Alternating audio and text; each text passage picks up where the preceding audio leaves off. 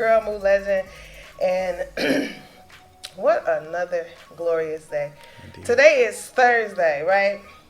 $1 Trillion Thursday. $1 Trillion Thursday. What's up? Time to Shine Radio here, and we are here with our next guest, Bernard. How are you? Better than amazing. Okay, I know that's right. He's better than amazing. So we are here, y'all. We live, and Bernard got some good stuff for y'all because he is the Mr. CEO Matt. And he's gonna give y'all the map. Yeah, straight like that. Straight like that. Straight like that, you know, and trying to just make sure everybody is focused for the new year, 2024.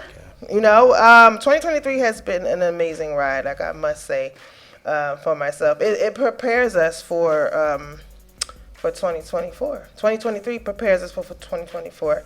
So I hope everyone is prepared and focused and get y'all vision boards done if you have it. And make sure you put GOD at the top because that's how you're going to get to whatever you put on that board. So, Bernard, can you introduce yourself? Hey, definitely, man. Fellow Rattler here. Much love. Give big shouts out to Moo Legend. Time to Shine. Much love. Didn't even know it. Hey. We got a lot of Rattler stuff going on in the city of Atlanta this weekend. Yes. Shout out to Howard U and all the HBCU love. But my name is Bernard Ponder from Atlanta, Georgia. Mm-hmm. I live on the east side in Lithonia from Atlanta. Some round Carver Homes area. I'm a Crawford Loan baby. Okay, come on. I'm not a Grady baby, but I am a Crawford Loan baby. Okay, come on, Crawford. Grew up on that traditional way of thinking, go to school, get some good grades, graduate, get the quote-unquote good job. I did that to a certain extent. First snare drum player at my high school, MLK, in Lithonia. Was on the championship swim team there. Furthered my education to one of the best HBCUs in the whole entire world, Florida Agricultural and Mechanical University, October 3rd, 1887. 1887, you see it. I'm sorry. But nonetheless, I studied broadcast journalism, TV and radio there. And I feel like I took the Bill Gates route because I did not finish. But I don't think the traditional way of thinking is the path for every single person. It's not. Right. But as long as you're successful, that's what matters, right? Yeah, indeed. And I had a whole lot of fun. I learned a lot, and I still take a lot of things that I've learned from FAMU into my life and career right now. Because I got a chance to do 2 Super Bowl performances. Come on, Super Bowl. One with Prince. With the Prince. I remember that performance. Yeah. Yes. Inauguration parade with Barack. I danced with the FAMU Strikers down there. Helped out with America's Best Dance Crew. So I was surrounded around a lot of things or exposed to a lot of things. Okay. At the end of the day, I just knew that there was something a little bit more for me. Okay. After college, I got a chance to still follow the traditional way of thinking. I became a federal officer. Okay. What? You was the po-po. What? Watch out for him. Watch out for him. Call 911. Who's buddy? But nah, TSA. Okay.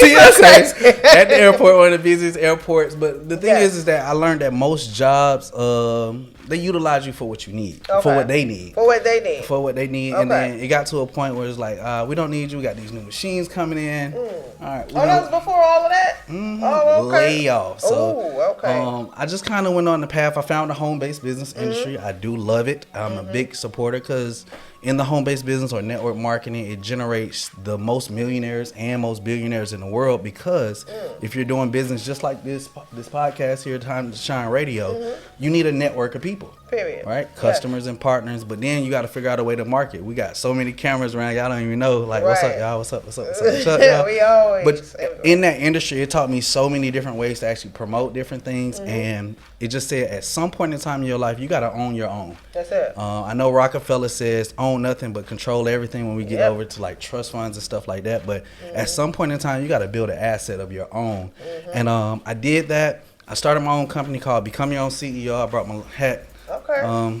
Become your own CEO. Become your own CEO, and that simply just stands for people who actually create their own products and services. Okay. Then I hop in as a map, and I help them execute the financial plan that funds their products and services. Okay.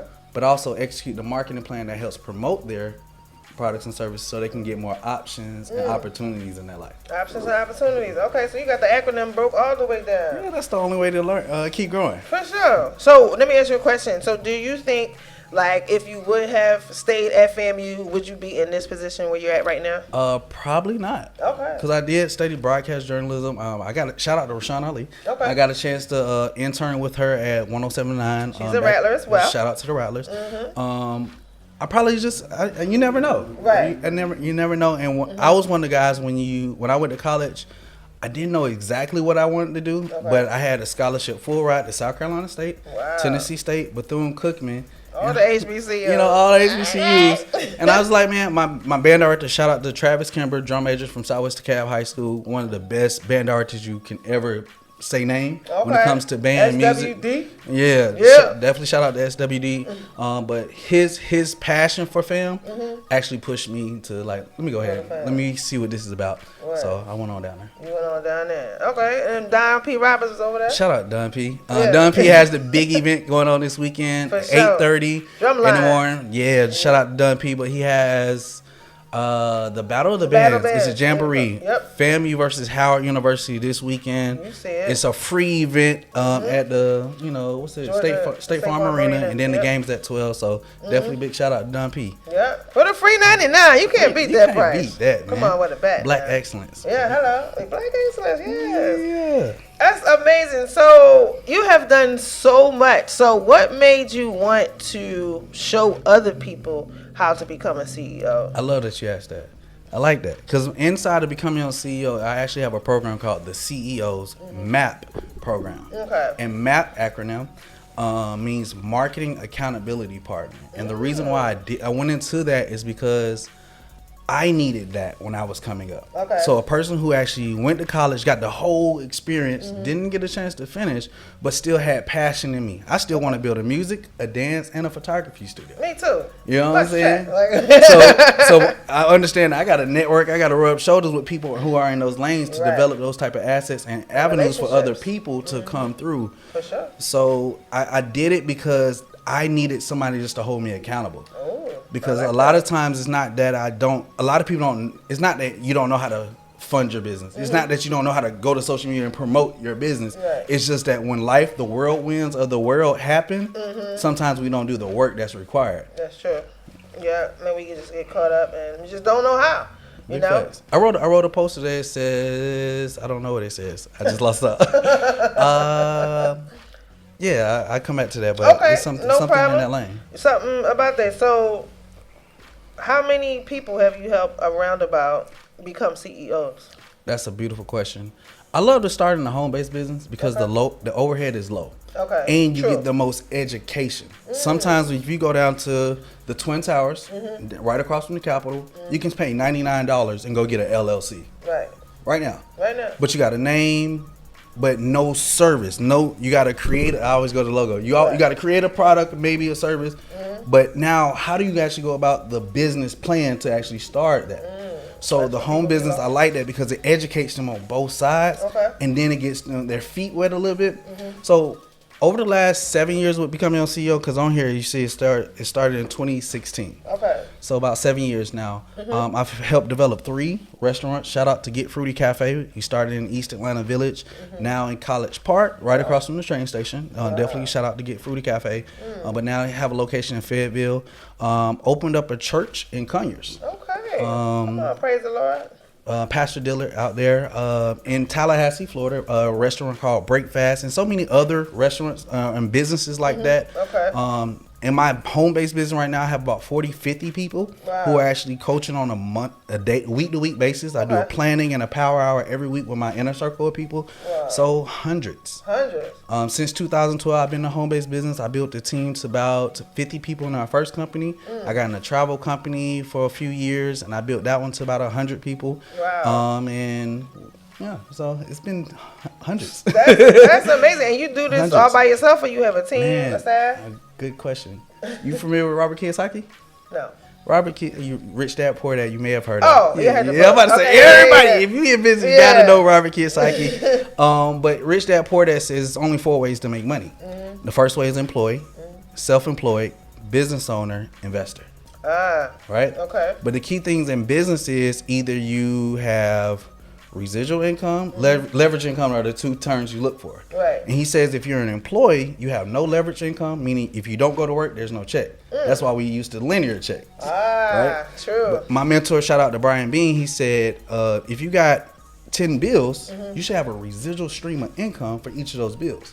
The goal in life should be to put your bills on autopilot so you can walk away and have the time freedom. Yes. So most people take what Robert Kiyosaki said and go from employee. Let's say I start learning how to create hats. All right, now I got a product. But do I have a team to help me distribute my products and services? Right. No, I'm self-employed. But to go from self-employed to a CEO, you got to have a team. That's it. So yes, I graduated in 2019 from the Atlanta School of Massage as a neuromuscular therapist. So I have a mobile massage practice with 10 female and male therapists here in Atlanta. We do couples massages, corporate, private events, spa treatments, and we always come out to our clients. Wow. And the beautiful thing about that business, 10 people. 10 people. And my business here, one of my closest partners and friends actually helps me with a lot of stuff, but my Becoming Your Own CEO team, I have about 4 people. We do a lot of the financial and marketing things. Okay. And in my home-based business, like I told you, about 40, 50 people. Right. So no matter what I do in business, I'm always working with others, because if you're the strongest person in your circle, you need another circle, right? I always love to say I am not the best, man. So yeah, shout out to the team. Shout out to the partners. Shout out to the teams. And so how do you find your partners and like, okay, this person can work? Because I know for me, like that's even like just with interns, just finding the right hand and glove fit. Like how do you find the people that fits what you need? You ever heard of attraction marketing? Of course. And back in the day, a lot of people used to do the door-to-door sales and all that.